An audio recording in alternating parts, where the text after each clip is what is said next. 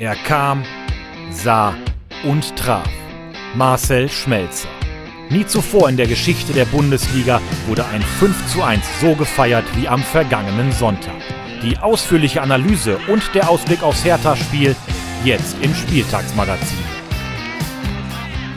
Ja, ich glaube wirklich, jede Borussin, jeder Borusse, jeder Fußballfan in Deutschland, ich gehe noch weiter, jeder Fußballfan in der ganzen Welt hat sich am Wochenende gefreut über das Tor von Schmelle. Umso schöner, dass ich ihn heute bei mir begrüßen darf. Und da ist er, Schmelle, dieses Tor, ich würde mal fast sagen, in guter alter Nobby-Dickel-Manier, beschreib doch mal, was du da erlebt hast. Ja, erstmal grüße ich Nobby und danke auch für deine Glückwünsche. Ja, ich habe halt einfach gesehen, dass Axel den Ball ziemlich frei hat und ich habe sehr gehofft, dass er natürlich den Ball dorthin spielt, wo er am Ende hingespielt hat. Ich bin dort dann einfach hingelaufen und der Uwe Hünemeyer hat natürlich noch versucht, mich daran zu hindern, obwohl wir uns ja auch schon lange kennen und auch früher zusammengespielt haben. Aber am Ende hat er es dann nicht ganz verhindern können, was mich natürlich sehr gefreut hat. Ist aber auch schwer. Ja, der war auch ziemlich hart geschossen dann, ja. Ich hörte da von Schmelle, dass mancher Teambetreuer noch im Stadion nach Biervorräten gefragt hat. Ganz ehrlich, wie ausgiebig wurde denn auf der Rückfahrt von Paderborn, auch wenn es nicht ganz so lang ist, der Sieg und vor allen Dingen dein Tor gefeiert?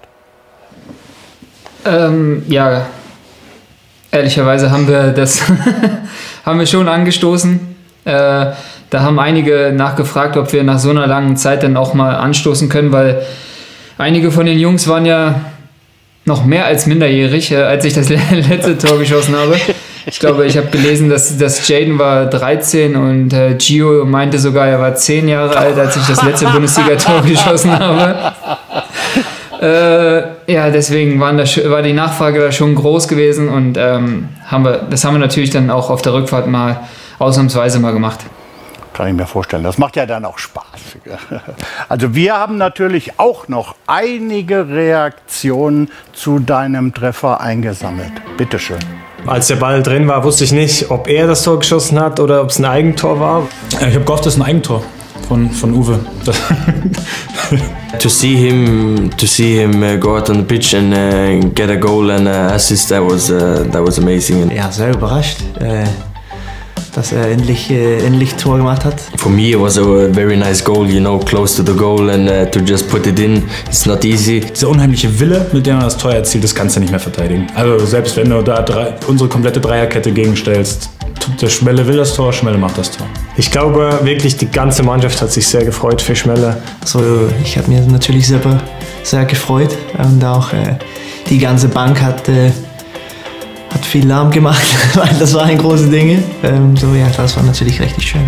Wie alle anderen habe ich mich unheimlich gefreut für ihn. Also er ist unheimlich angesehen in der Mannschaft. Gibt seit Jahren, seit wann ist er dabei? 2008 im Sommer, glaube ich, ist er dazugekommen. Gibt er alles für die Mannschaft, stellt sich voll in den Dienst der Mannschaft. Es ist immer besonders schön, wenn so jemand dann belohnt wird. Yeah, it's well deserved and I'm happy for him to see him smile with this big smile and yeah. Ja, er macht auch kein Tor im Training, so das ist ich glaube, es ist fast seit 7 Jahren er hat Tor gemacht auch im Training.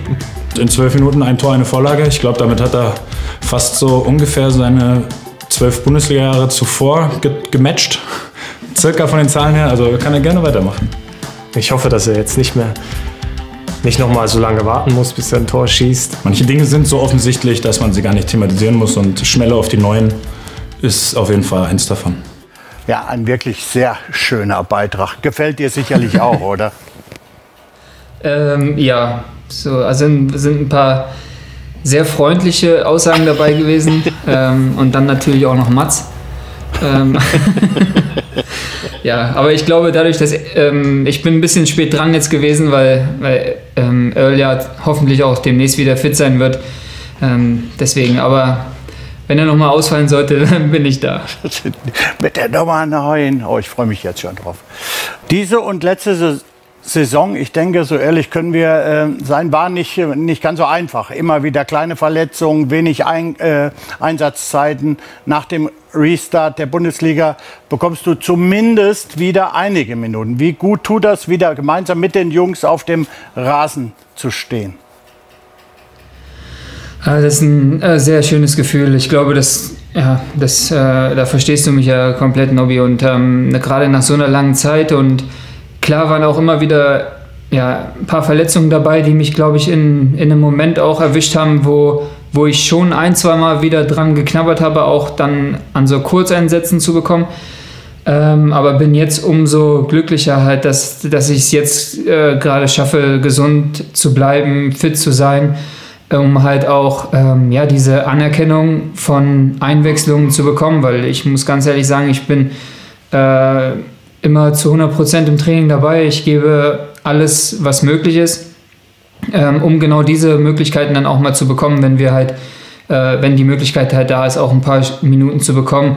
Was ich natürlich auch ganz, ganz klar sagen muss, ist, dass es auf meiner Position gerade auch so schwer ist, wie glaube ich schon etwas länger nicht. Das ist, also was Rafa ja im Moment spielt, da muss man ja auch ganz ehrlicherweise den Hut ziehen. So viele Scorerpunkte, die er dort auf dieser Position hat, wie er unser Spiel nach vorne auch vereinfacht und auch belebt auf dieser Position, was nicht einfach ist, finde ich, ist, dass da macht er das wirklich super. Und ich glaube, es ist ja auch bekannt, dass ich Rafa auch als guten Jungen und auch als Person sehr mag. Und aber fußballerisch ist das ja wirklich sehr, sehr, sehr, sehr gut, was er da macht. Und deswegen kann ich da auch ganz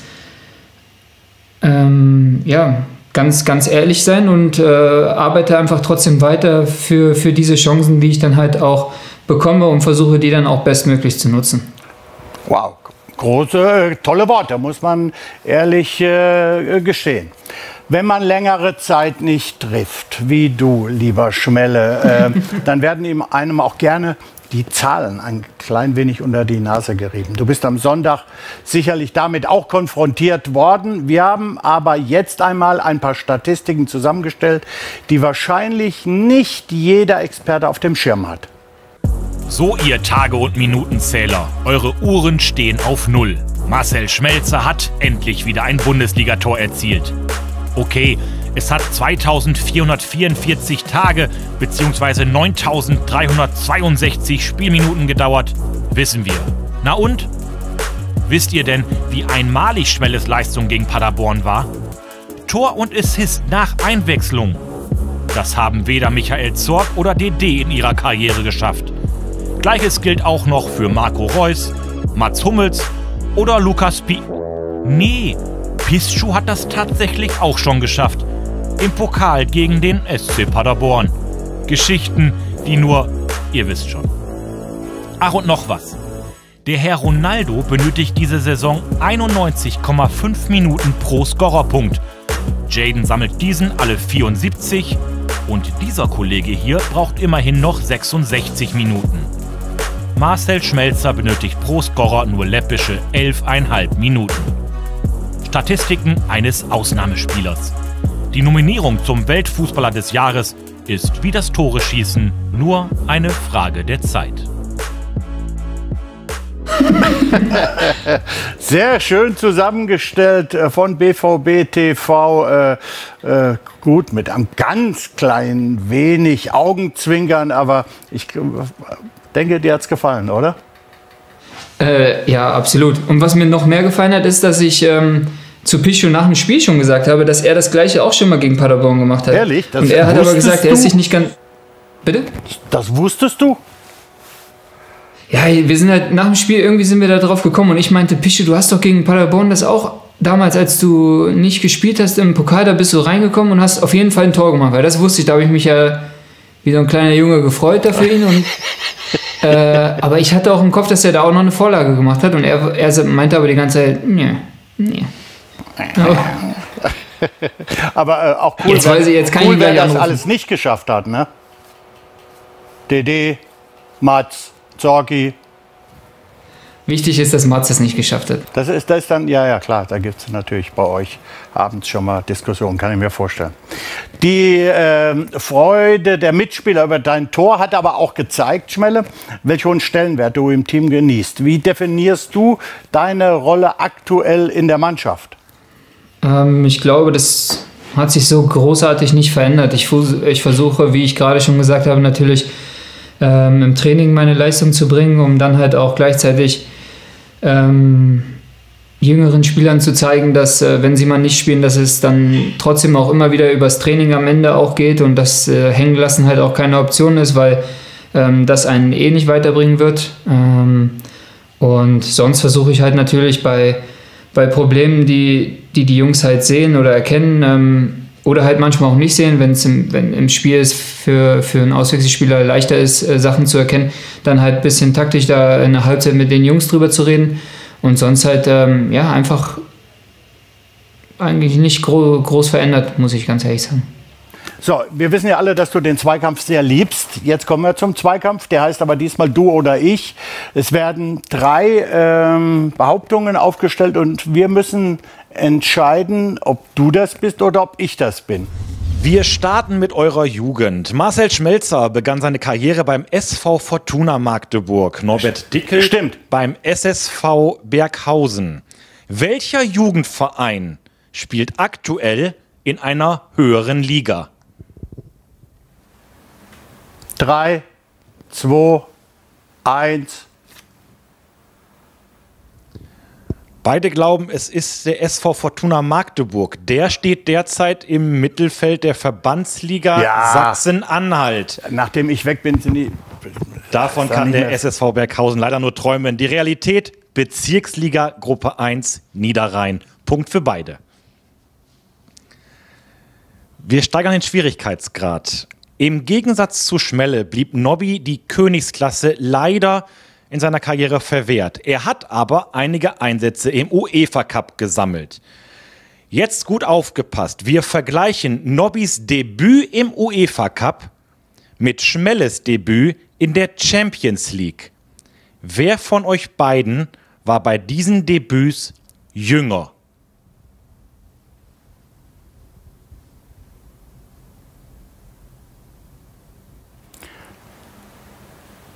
Drei, 2, 1. Wieder glauben beide, dass es Schmelle ist. Schmelle hat mit 20 Jahren schon im UEFA Cup gespielt. Sein Debüt in der Königsklasse gegen Arsenal, aber erst mit 23 Jahren, 7 Monaten und 22 Tagen. Das hätte ich... Schmelle, was hat trotzdem nicht gereicht? Was? Nobbys UEFA Cup Debüt war noch in Diensten vom 1. FC Köln. Gegen Sporting Gijon war Nobby ebenfalls 23 Jahre und 22 Tage und Monate 09. Schmelle war daher tatsächlich ein paar Tage jünger. Ja, okay. Ich habe auch ein Tor geschossen. Ich auch. Beim ersten Spiel? Ach so, beim Debüt meinst du? Sorry. Ich glaube, in Gijon habe ich ein Tor gemacht. Es steht 2-2. Letzte Frage. Morgen geht es gegen Bruno Labbadia. Gegen den hat Nobby noch direkt auf dem Feld gespielt. Schmelle nur gegen den Trainer Labbadia. Wer hat denn die bessere Bilanz gegen Bruno? 3, 2, 1. Jetzt sind sie sich uneinig. Nobby ist von sich überzeugt, Schmelle von sich. Ja, weil vorher zweimal Schmelle war. Ich kann mir das nicht vorstellen, sonst wäre das ja wirklich... Ich meine, ich weiß, dass du dich mit Schmelle gut verstehst, aber das wäre eine Beweihräucherung. Das ist schon unfassbar. Schmelle kann 4 Siege, 4 Unentschieden und 2 Niederlagen gegen Labbadia aufweisen. Schon eine sehr positive Bilanz. Die von Nobby allerdings ist noch eindeutiger. 2 Spiele, 2 Niederlagen. Was? Nobby hat zwar in beiden Spielen getroffen, leider vergeblich.